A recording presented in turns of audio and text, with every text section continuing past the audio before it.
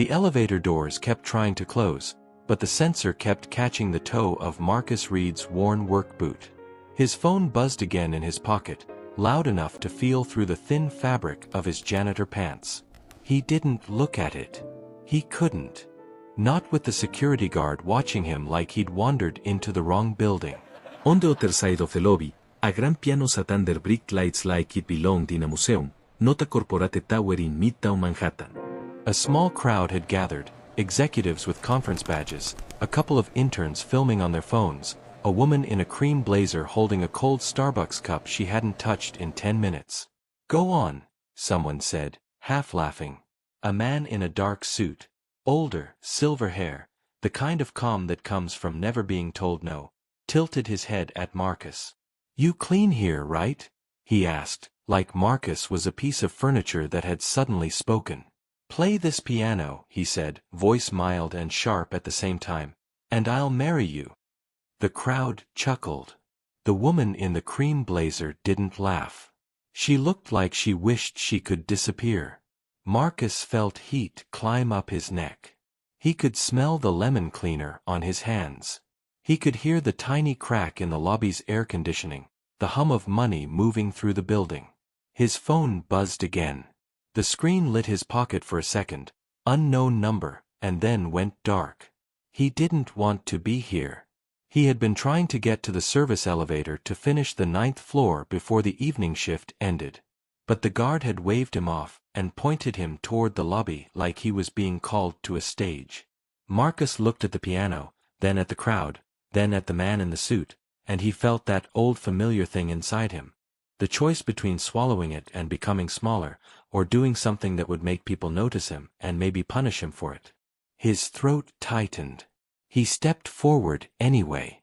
Marcus lived in the Bronx in a small apartment that always felt like it was either too hot or too cold.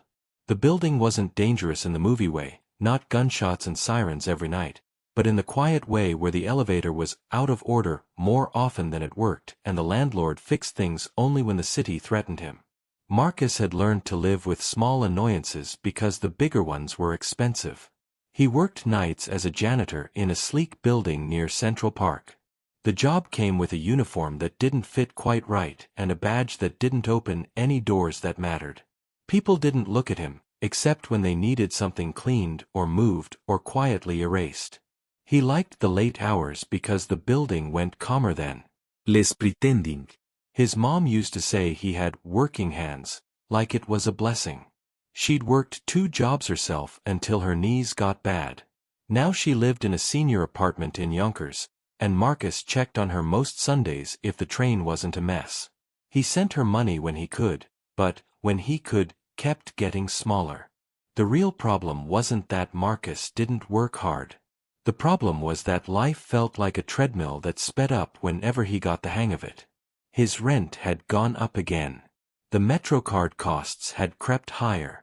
His student loans from a community college degree he never finished still took bites out of his paycheck. He'd signed up for a payment plan that made the minimum feel like a joke, because the balance never moved. And then there was Leah. Leah didn't live with him anymore, but her presence was still in his life like a song stuck in your head. She'd moved out 8 months ago after a slow, painful stretch of arguments that never exploded into anything dramatic, just a constant grind of disappointment. Leah had been a nursing assistant at a hospital in Queens, working double shifts, coming home exhausted and quiet. Marcus would try to be cheerful, would make ramen, would joke about their neighbors, would promise that things would get better. At some point, Leah had looked at him like she didn't believe in promises anymore. "I can't be your teammate if you're always losing hope," she'd said one night. Her voice wasn't mean. That was what hurt. "I need stability. I need to feel like we're building something." Marcus had wanted to tell her he was building something. He was building endurance. He was building the ability to survive without falling apart. But he knew that wasn't what she meant. They still texted sometimes. Usually practical stuff. Mail came for you. "Did you ever get your W-2 from last year?" Sometimes though, she'd send something soft by accident, like a photo of a sunset from her break room window, and Marcus would stare at it too long, feeling like he'd missed a train that didn't come back. The only place Marcus felt like himself was an old upright piano at the community center on 167th Street. It sat in a multipurpose room that smelled like kids' sneakers and floor polish, and half the keys were chipped. The sound was in. But it was a piano, and it didn't ask him to prove he belonged. He'd started playing as a kid because his neighbor, Mr. Larkin, had been a retired music teacher who didn't like seeing children with too much idle time. Marcus would sit on the edge of the bench, feet not touching the ground, and Mr. Larkin would tap the sheet music with a pencil. Again, Mr. Larkin would say, "Don't truce it. Let it speak." When Marcus played, his shoulders dropped. His breathing steadied. He wasn't a janitor or a boyfriend someone left, or a man checking his bank account with dread. He was just a person making something hold together for a few minutes. But lately, even the community center felt like a luxury. He'd been picking up extra shifts, trying to catch up, trying to be the kind of adult who didn't panic at every unexpected charge. He hadn't touched the piano in almost 3 weeks. That day, today, the day that ended with him standing in front of a grand piano under bright lobby lights, had started like most days. Marcus had woken up late afternoon to the sound of his upstairs neighbor's TV, and the vibration of his phone. The voicemail icon was there, one message. He didn't recognize the number. He stared at it for a long time, then put the phone face down like that would stop whatever was coming. By the time he got to work, the building was hosting some kind of private event. People in suits and dresses moved through the lobby like they owned oxygen. Marcus kept his head down, pushing his cart, focusing on the small tasks he could control. He told himself it was just another night. Then the guard waved him forward. And now he was here, on display. Marcus stood there longer than he meant to, hands hanging at his sides, the piano bench inches away from his knees. The laughter in the lobby faded into an awkward hush, the kind that made his ears ring.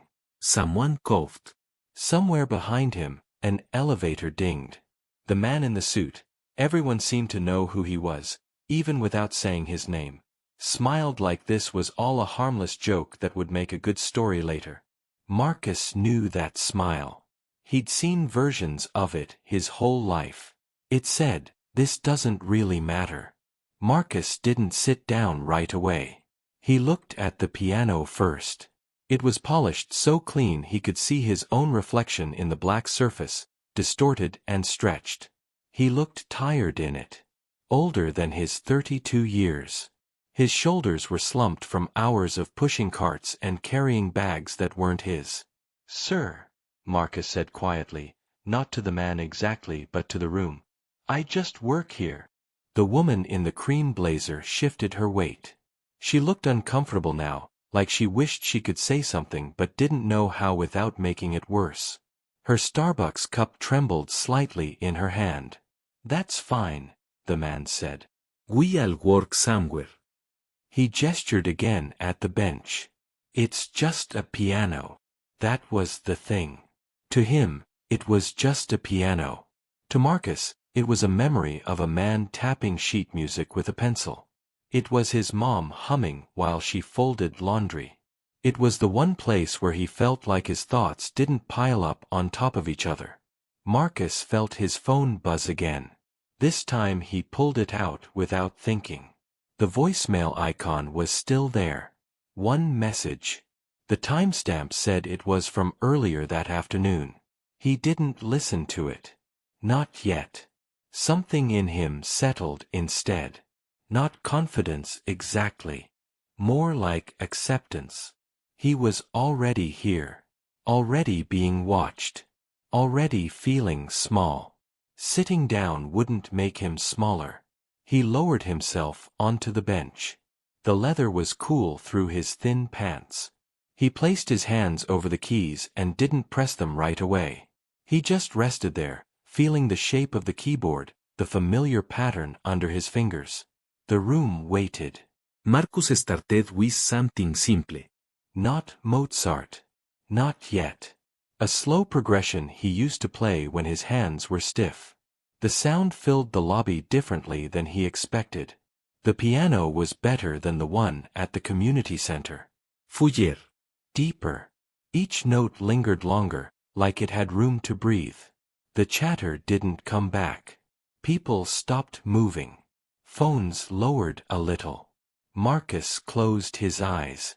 Not for drama. Just because it helped him focus. He thought about the night Leah had packed her things, how quiet the apartment had been afterward. He thought about his mom's laugh when he played for her over the phone, holding the speaker up like it was something fragile. He thought about all the times he'd chosen practicality over joy and told himself it was temporary. His hands moved on their own after that. The transition was so smooth he barely noticed when he slipped into something more complex. It wasn't showy. It wasn't fast. It was careful. Intentional. The kind of playing that came from listening to yourself as much as the instrument. The lobby felt different now. Less like a stage, more like a room where something honest was happening. The man in the suit had stopped smiling. Marcus didn't see that, though. He was inside the music, following it where it wanted to go. His shoulders loosened. His breathing slowed. For the first time that week, his chest didn't feel tight. When he finished, he didn't do anything dramatic. He didn't hold the last note longer than necessary. He just let his hands rest on his thighs and opened his eyes. The silence was heavy, not awkward this time. Respectful. Someone near the back exhaled like they'd been holding their breath. A phone camera clicked, the sound loud in the quiet. The woman in the cream blazer had tears in her eyes. She brushed them away quickly, embarrassed.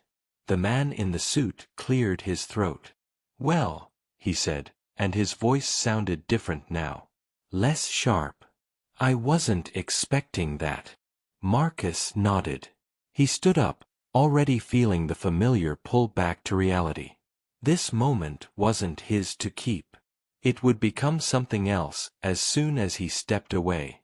"Thank you for letting me play," Marcus said. He meant it, even if the invitation had been cruel. He turned toward the service elevator, expecting the guard to wave him through now. Instead, the guard just stared at him, wide-eyed. "Hey," a voice said behind him. Marcus turned. The woman in the cream blazer had stepped forward. Up close, she looked younger than he'd thought. Early 30s, maybe. Tired in a way that felt familiar. "My name is Evelyn," she said. "I just wanted to say, that was beautiful. I mean it." "Thanks," Marcus said. He wasn't sure what else to say. She hesitated, then smiled awkwardly.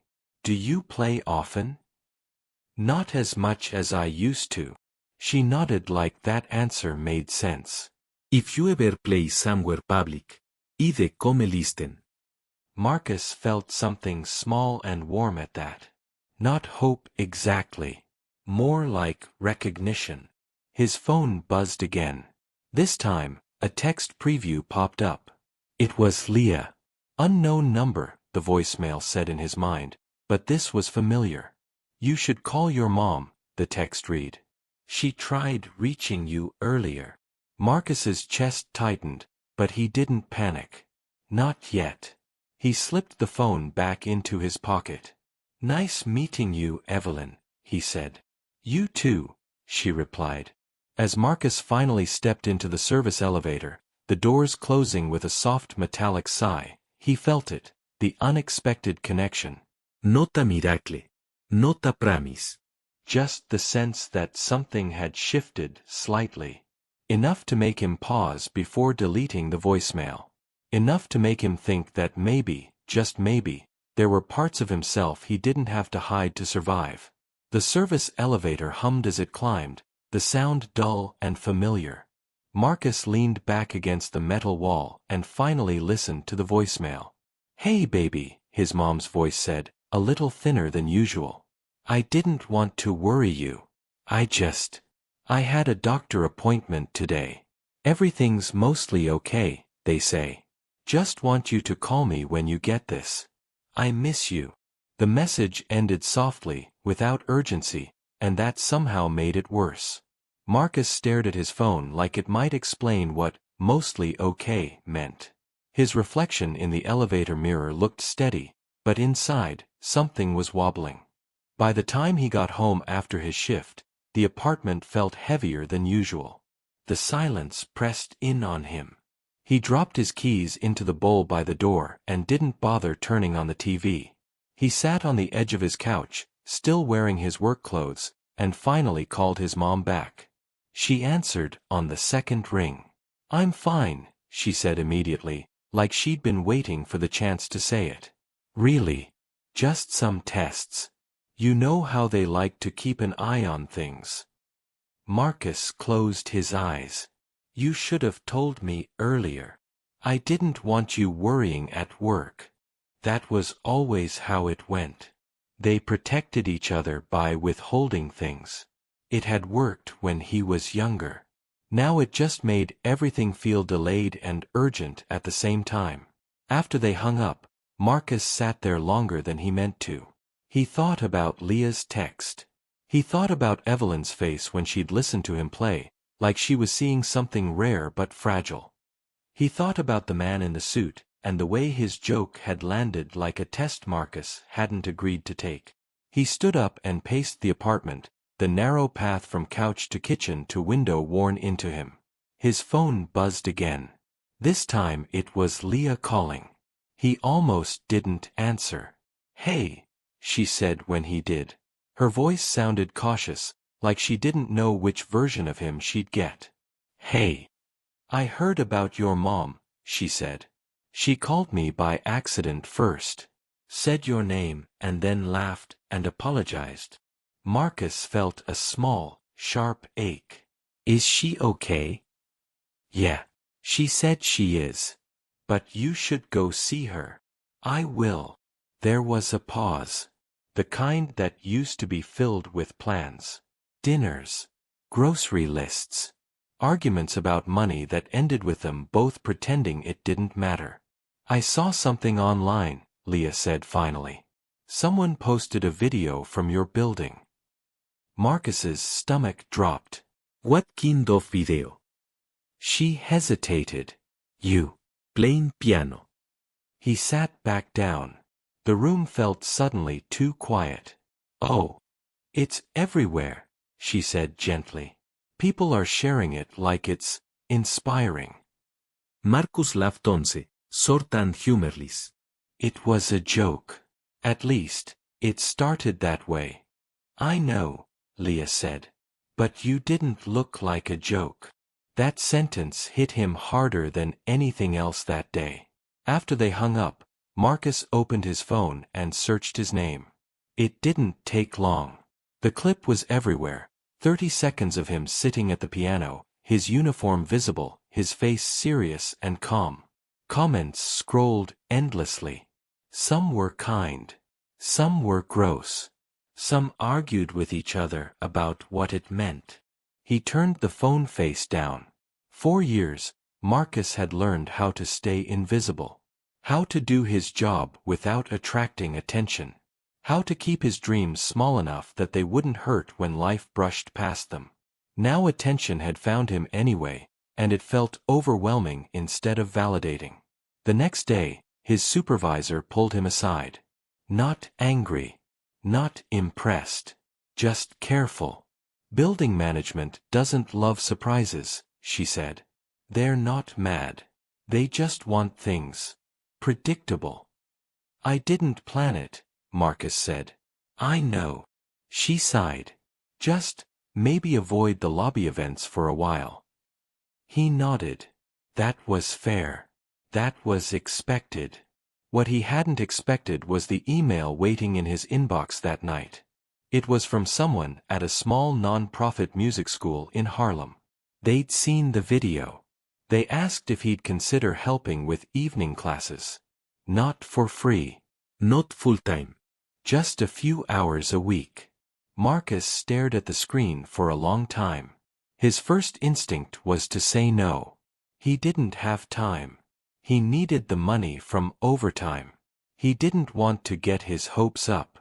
He didn't want to disappoint anyone, including himself. He thought about Mr. Larkin tapping the sheet music. About the way his chest had loosened when he played. About the look on Evelyn's face. About Leah saying he didn't look like a joke. He realized then that the breaking point wasn't some dramatic collapse. It was quieter. It was the moment he understood that holding everything together by shrinking himself wasn't actually working.